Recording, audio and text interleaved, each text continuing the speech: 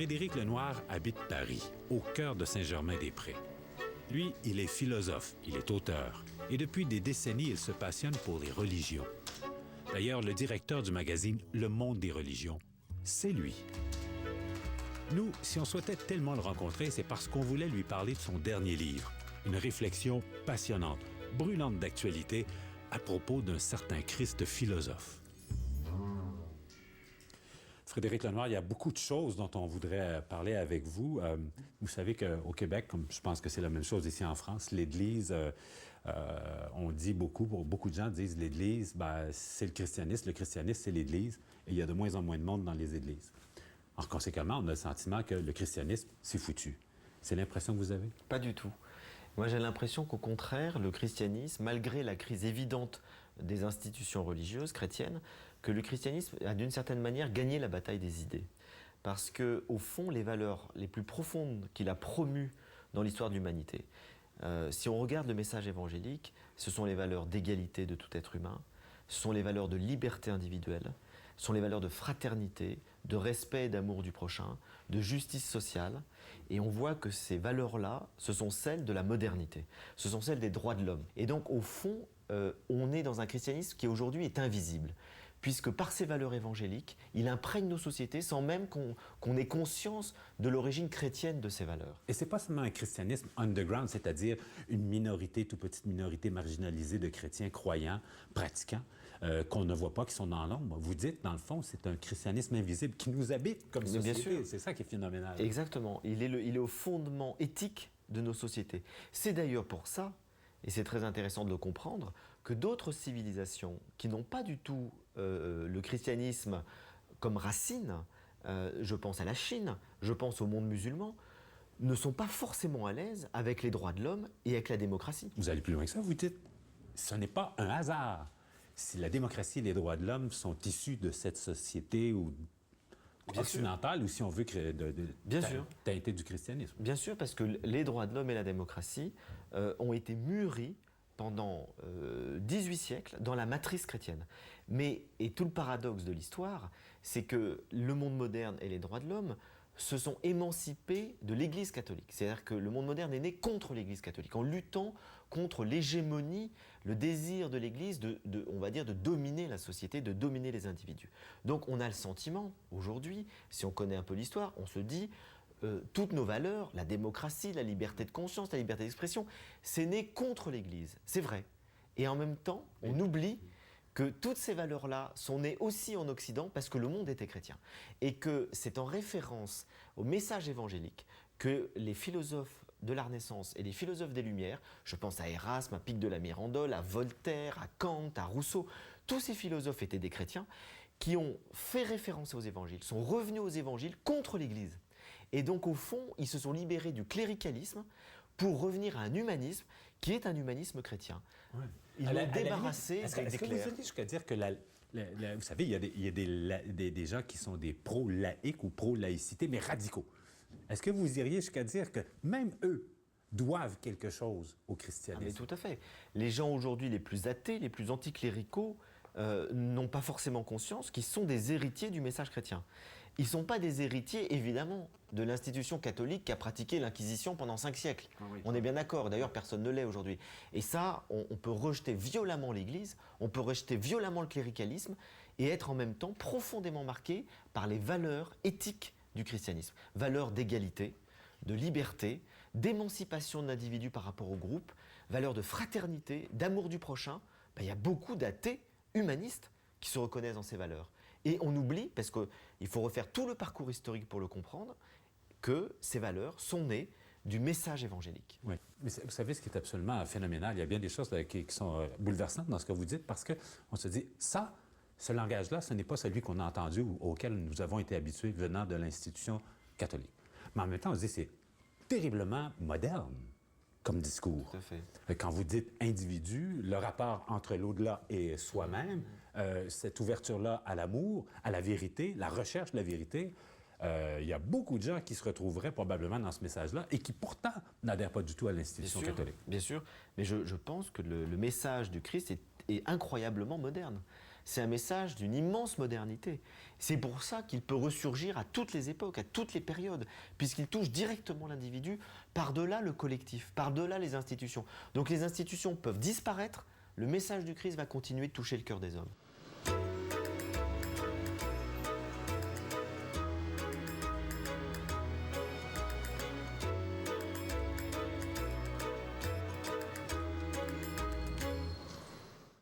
Il faut que l'institution, aujourd'hui, touche le fond, c'est-à-dire que tout cet énorme bâtiment s'écroule pour que renaissent partout un tas de petites communautés évangéliques très simples qui partagent, qui vivent, je dirais, du message des évangiles. Et c'est vrai que dès qu'on est dans la structure organisationnelle des diocèses, des paroisses, des organisations où il y a beaucoup de lourdeur, presque administrative, ça se vide.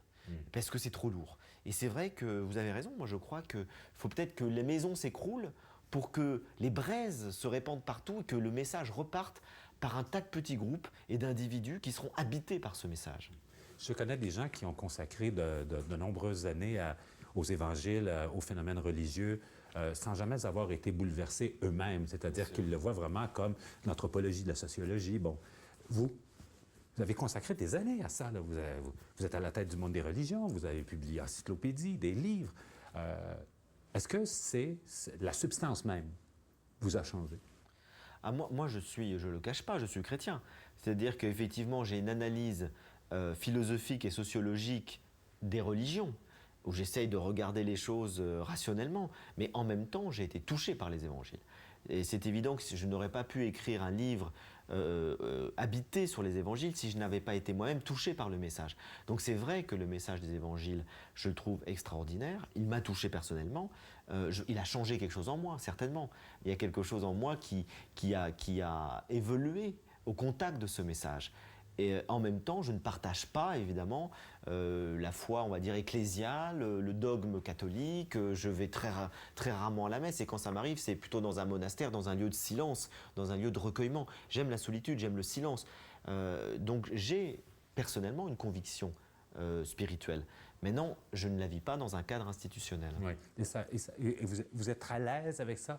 Ah, moi, je suis très à l'aise avec ça. Maintenant, il y a des gens qui ont plus besoin que moi de communauté. Oui, d'organisation, d'être encadré, oui. Exactement. Et ça, il faut tenir compte de la psychologie des individus. Il y a des individus qui sont très solitaires, qui aiment d'une certaine manière l'indépendance.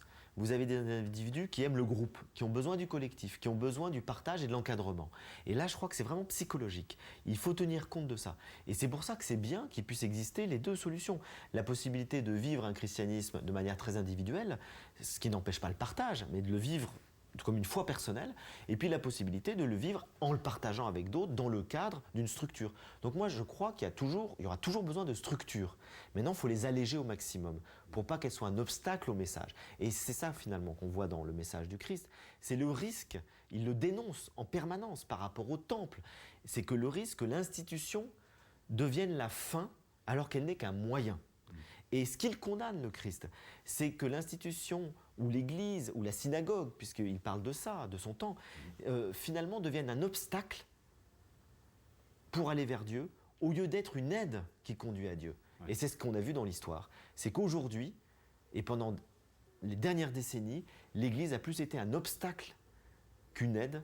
Et au fond, ce qui se passe, c'est à la crise profonde de l'institution, c'est peut-être une chance pour le christianisme.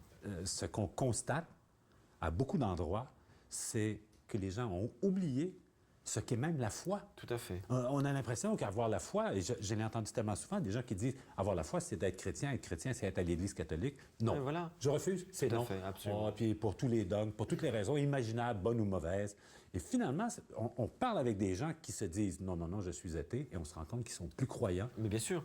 Que la plupart de. Mais vous savez que beaucoup de communistes qui se disaient complètement athées, évidemment anti-chrétiens et tout, vivaient complètement des valeurs chrétiennes. À tel point qu'aujourd'hui, d'ailleurs, il y a des livres qui sont écrits par des communistes pour dire, mais au fond, on se rend compte que l'Évangile et le désir de partage, le désir de fraternité qu'a véhiculé le message communiste, c'était la même chose. C'était un désir de rendre l'humanité plus juste. Et au fond, vous avez aujourd'hui, c'est pour ça que j'ai écrit ce livre, quantité de gens qui ne savent pas ce que c'est que la foi chrétienne Exact. et qui la confondent avec le dogme oppressant, avec la norme, avec la domination du clergé. Et ce n'est pas ça du tout. Au fond, la foi chrétienne, c'est une foi qui incite chaque individu à être meilleur, à rechercher la vérité et à vivre un partage, à vivre une justice avec les autres qui le transforme et qui transforme la société. Et ce message-là, il peut être vécu par les croyants et les incroyants. Donc moi, ce que je dis, au fond, c'est qu'aujourd'hui, le clivage, il n'est pas entre les croyants d'un côté et les incroyants de l'autre. Le clivage, il est entre les gens qui sont humanistes et ceux qui ne le sont pas.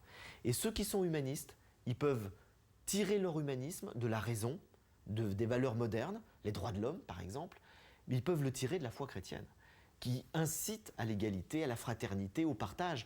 Et les deux se confondent, puisqu'au fond, c'est ce que je démontre dans ce livre, l'humanisme moderne vient de l'humanisme évangélique, vient du message du Christ. Donc il y a une continuité entre l'humanisme du message du Christ et du message évangélique. Et puis l'autre clivage, c'est d'un autre côté ceux qui méprisent l'être humain, ceux qui dominent l'être humain, ceux qui veulent l'écraser pour le pouvoir, ceux qui sont dans une forme de matérialisme, qui nient finalement l'émancipation, la liberté de l'être humain. Et là, il peut y avoir des religieux, tous les fanatiques religieux sont là-dedans, des clercs qui veulent utiliser la religion pour dominer, tous les terroristes de quelque religion qu'ils soient. Et puis vous avez des gens qui sont dans un matérialisme absolu, qui méprisent l'être humain, il n'y a que l'argent qui compte pour eux, et le pouvoir et la puissance.